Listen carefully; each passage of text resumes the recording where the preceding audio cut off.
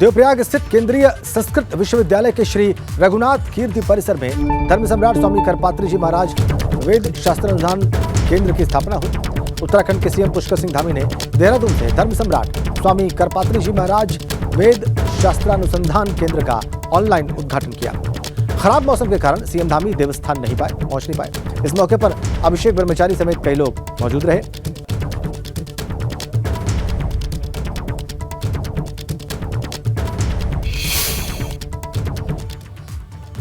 उद्घाटन के मौके पर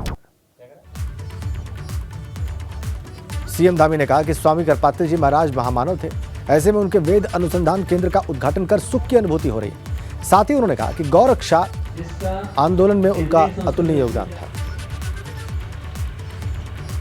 तो देवप्रयाग स्थित केंद्रीय संस्कृत विश्वविद्यालय के श्री रघुनाथ कीर्ति परिसर में धर्म सम्राट स्वामी करपात्री जी महाराज वेद शास्त्रानुसंधान केंद्र की स्थापना हुई है। उत्तराखंड के सीएम पुष्कर सिंह धामी ने देहरादून से धर्म सम्राट स्वामी करपात्री जी महाराज वेद शास्त्रानुसंधान केंद्र का ऑनलाइन उद्घाटन किया। खराब मौसम के कारण सीएम धामी देवस्थान नहीं पहुंच पाए। इस मौके पर अभिषेक ब्रह्मचारी समेत कई लोग मौजूद रहे। उद्घाटन के मौके पर सीएम धामी ने कहा कि स्वामी करपात्री जी महाराज महामानव थे, ऐसे में उनके वेद अनुसंधान केंद्र का उद्घाटन कर सुख की अनुभूति हो रही। साथ ही उन्होंने कहा कि गौ रक्षा आंदोलन के लिए भी करपात्री जी को समाज हमेशा याद रखेगा। वहीं कार्यक्रम में मौजूद युवा चेतना के राष्ट्रीय संयोजक रोहित कुमार सिंह ने कहा कि 7 नवंबर 1966 को तत्कालीन प्रधानमंत्री इंदिरा गांधी ने स्वामी करपात्री जी महाराज के नेतृत्व में चल रहे गौ रक्षा आंदोलन पर गोली चलवाई थी। साथ ही उन्होंने कहा कि प्रधानमंत्री नरेंद्र मोदी की सरकार ने पिछले साल स्वामी करपात्री जी का डाक टिकट जारी किया था और अब वेद शास्त्र अनुसंधान केंद्र की स्थापना ये प्रमाणित करती है कि हमारा देश बदल रहा है। कार्यक्रम में केंद्रीय संस्कृत विश्वविद्यालय के कुलपति प्रोफेसर श्रीनिवास वाराखेड़ी भी मौजूद रहे। धर्मांतरण के आरोपी शहनवाज उर्फ बद्दो को पुलिस ने रिमांड पर ले लिया है। पुलिस 3 दिनों तक आरोपी बद्दो से पूछताछ करेगी। ऑनलाइन गेमिंग के जरिए बच्चों के धर्मांतरण का आरोपी है शहनवाज उर्फ बद्दो। कोर्ट में पेशी के बाद आरोपी बद्दो को पुलिस ने रिमांड पर लिया है। ऑनलाइन गेमिंग के जरिए बच्चों के धर्मांतरण का आरोपी है। 3 दिनों के रिमांड पर है। पुलिस ने रिमांड पर लिया है ताकि उससे पूछताछ की जा सके और गहराई से। ऑनलाइन गेमिंग के जरिए बच्चों के धर्मांतरण का बहुत गंभीर आरोप शहनवाज और बद्दो के ऊपर। 3 दिनों तक आरोपी बद्दो से पुलिस पूछताछ करेगी। इस सारी साजिश के बारे में, ऑनलाइन गेमिंग के बारे में, धर्मांतरण के बारे में उससे और ज्यादा जानकारियां भी प्राप्त करेगी और यह भी पता करने का प्रयास करेगी पुलिस कि यह कब से चल रहा है और इसमें और कौन से लोग शामिल हैं। इधर मेरठ में मूर्ति बनाने की फैक्ट्री में आग लगने की खबर है। आग से पूरे इलाके में अफरा तफरी फैल गई है। फायर ब्रिगेड की कई गाड़ियां मौके पर मौजूद हैं और यह घटना है लिसाड़ी गेट थाना इलाके की। मेरठ में मूर्ति बनाने की फैक्ट्री में आग लगी। तस्वीरें आप देखिए, ये मेरठ की तस्वीरें, ये फैक्ट्री और ये वो जगह जहां पर यह आग लगी है, ये मूर्ति बनाने की फैक्ट्री। कई गाड़ियां फायर ब्रिगेड की वहां पर मौके पर mौजूद हैं। इस आग को बुझाने के प्रयास जारी हैं। घटना है लिसाड़ी गेट थाना इलाके की। मेरठ से बड़ी खबर।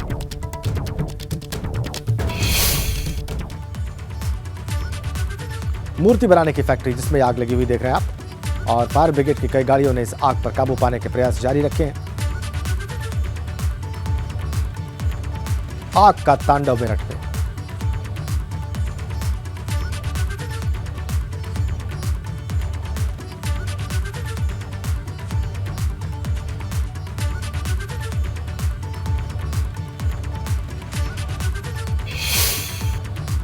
अब खबर लखनऊ से है। वहां पर आम आदमी पार्टी ने जबरदस्त प्रदर्शन किया है। शक्ति भवन के सामने आम आदमी पार्टी ने प्रदर्शन किया है। बिजली कटौती को लेकर आम आदमी पार्टी का यह हल्ला बोल लखनऊ में। प्रदर्शनकारियों को पुलिस ने हिरासत में ले लिया है। आम आदमी पार्टी कार्यकर्ताओं को इको गार्डन भेजा गया है हिरासत में लेकर। राजनीतिक कार्यकर्ताओं को किसी प्रदर्शन के दौरान जब लखनऊ में हिरासत में लेते हैं तो ज्यादातर उनको हिरासत में लेकर इको गार्डन भेजा जाता है। इससे पहले भी हमने देखा है और आम आदमी पार्टी कार्यकर्ताओं के साथ भी यहां पर यही किया गया। आप कार्यकर्ताओं को हिरासत में लेकर इको गार्डन भेजा गया है। शक्ति भवन के सामने पावर कट पर ये हल्ला बोल था आम आदमी पार्टी का।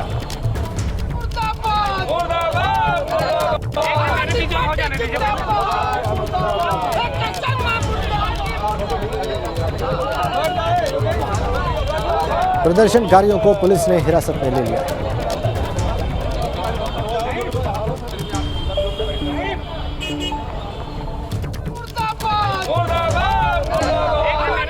वाराणसी में बारिश से मकान का छज्जा ही गिर गया। छज्जा गिरने से करीब 3 लोग जख्मी बताए जाते हैं। करीब 6 गाड़ियां छज्जा गिरने से क्षतिग्रस्त हो गई। सिगरा थाना इलाके के इंग्लिशिया लाइन की घटना है। मकान का छज्जा गिरने से 3 लोग घायल हैं। वाराणसी का ये मामला, करीब 6 गाड़ियां क्षतिग्रस्त। छज्जा गिरने की घटना की वजह से सिगरा थाना इलाके के इंग्लिशिया इलाके में ये घटना घटी। बारिश के बाद मकान का छज्जा गिरा।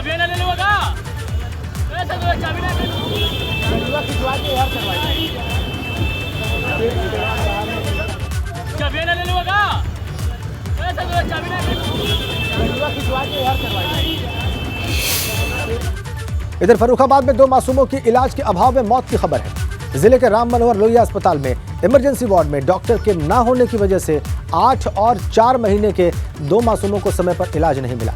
इसी वजह से दोनों की मौत हो गई। दोनों के परिजनों का रो रो कर बुरा हाल है। मामले की जानकारी मिलने पर डीएम ने एक जांच कमेटी बनाकर जल्द से जल्द रिपोर्ट मांगी है। रिपोर्ट के आधार पर मामले पर आगे कार्रवाई की जाएगी।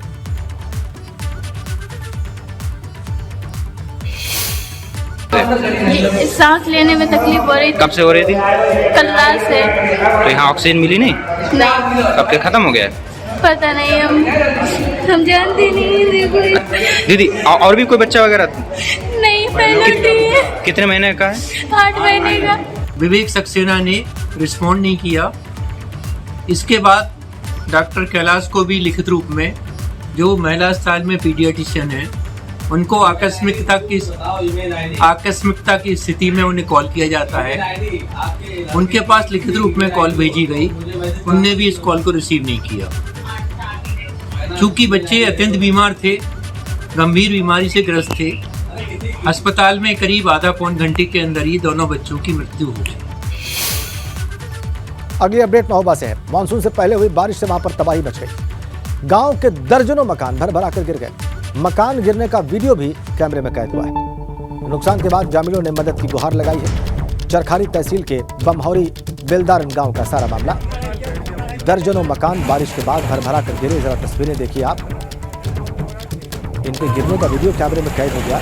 कच्चे मकान भी, बारिश हुई और उसके बाद महोबा में ये मंजर सामने आया। आप देखिए, बारिश के बाद पानी भी लगा, तबाही मचाई। दर्जनों मकान भर भरा कर गिर गए। बारिश की वजह से ये सब कुछ महोबा में हुआ। चरखारी तहसील के बमहौरी बेलदारन गांव का ये सारा मामला।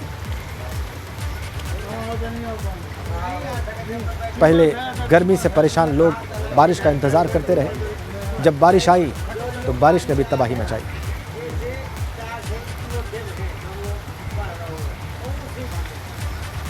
बारिश से रेलवे के अंडरब्रिज में पानी भर गया है। पानी में कार और ट्रक पूरे तरीके से डूब गए। जान जोखिम में डालकर रेल पटरी पार कर रहे लोग, इसकी भी तस्वीरें आप देख पा रहे हैं। जान जोखिम में डालकर रेल पटरी को लोग पार कर रहे हैं और पानी भर जाने से आवागमन पूरी तरह से बाधित हो गया है। सदर कोतवाली के बजरिया के पास रेलवे अंडरब्रिज का ये सारा मामला।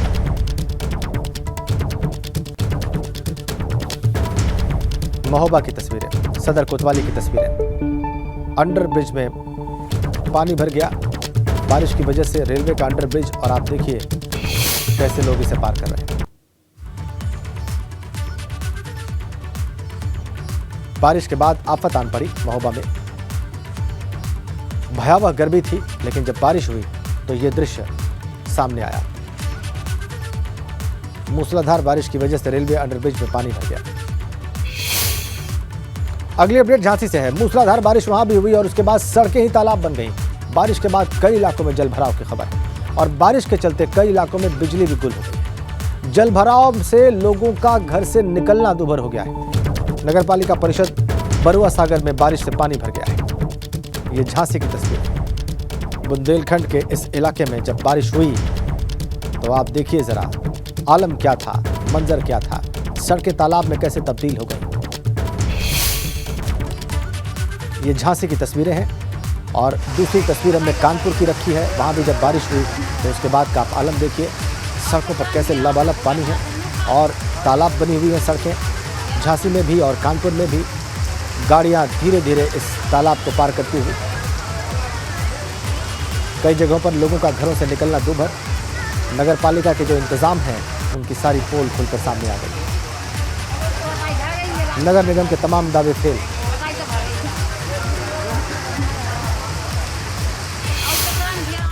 इधर कानपुर में बारिश कैसे मुसीबत बनी, इसकी दो तस्वीरें हम आपको दिखाने जा रहे हैं। पहली तस्वीर बारिश के मौसम में नगर निगम की लापरवाही को बयां कर रही है और जूही खालवा पुल में डूबने से एक बाइक सवार युवक की मौत हो गई। पुलिस ने शव को बाहर निकालकर पोस्टमार्टम के लिए भिजवा दिया। वहीं एक कार भी पुल के नीचे भरे पानी में डूब गई। करोड़ों रुपए खर्च होने के बाद भी बारिश होते ही जूही पुल जलमग्न हो जाता है। दूसरी तस्वीर जो आपकी स्क्रीन पर है वो कानपुर के बर्रा के जरौली फेस 1 इलाके की है। यहाँ पर बारिश के चलते मिट्टी धंस जाने से सड़क के किनारे बना मंदिर नाले में गिर गया और सड़कों पर जल भराव से लोगों को काफी परेशानी का सामना करना पड़ रहा है। दो तस्वीरें, पूरी की पूरी गाड़ी डूब गई, इतना जल भराव था कानपुर में बारिश के बाद। और जल भराव में लोगों की जो परेशानी है वो कितनी बढ़ी हुई है वो इन तस्वीरों को देख के आप सहज समझ सकते हैं। बारिश मुसीबत बन गई लोगों के लिए, जल भराव तकलीफ देह हो गया लोगों के लिए, लोग परेशान। बारिश कैसे मुसीबत बनी इसकी गवाही देती है दो तस्वीरें। खबर मैनपुरी से। मुलायम सिंह यादव की मूर्ति लगाने की मांग है। मैनपुरी के कुरावली तिराहे पर मुलायम की मूर्ति लगाने की मांग है। समाजवादी पार्टी कार्यकर्ताओं ने मूर्ति लगाने की मांग की है और मैनपुरी जिलाधिकारी अविनाश कृष्ण सिंह को इसका मांग पत्र सौंप दिया गया है।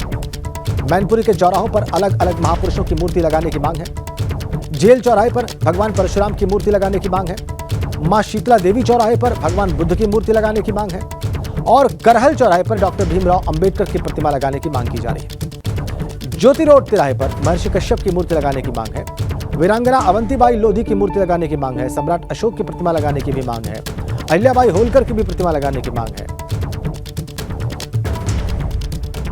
तो मैनपुरी में इन महापुरुषों की मूर्तियां लगाने की मांग है और समाजवादी पार्टी कार्यकर्ताओं ने मूर्ति लगाने की मांग पत्र, तो जो मांग पत्र है वो जिलाधिकारी अविनाश कृष्ण सिंह को सौंपा है। महर्षि वाल्मीकि और पन्ना धाय की मूर्ति लगाने की भी मांग की गई समाजवादी पार्टी के कार्यकर्ताओं के द्वारा।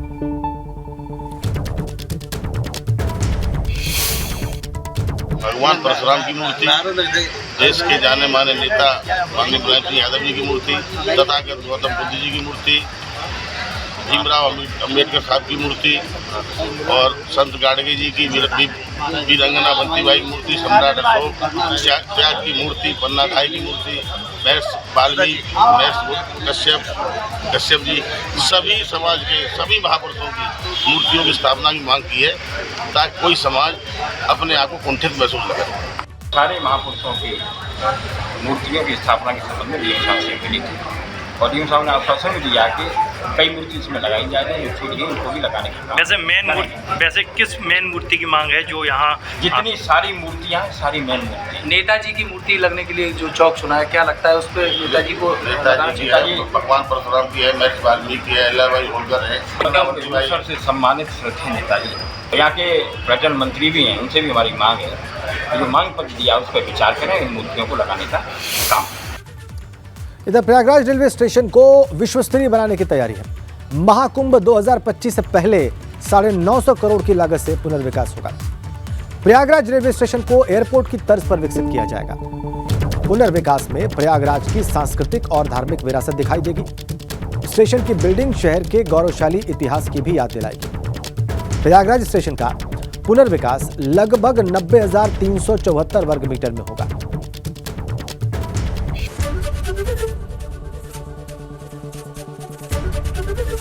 एबीपी गंगा, खबर आपकी, जुबान आपकी।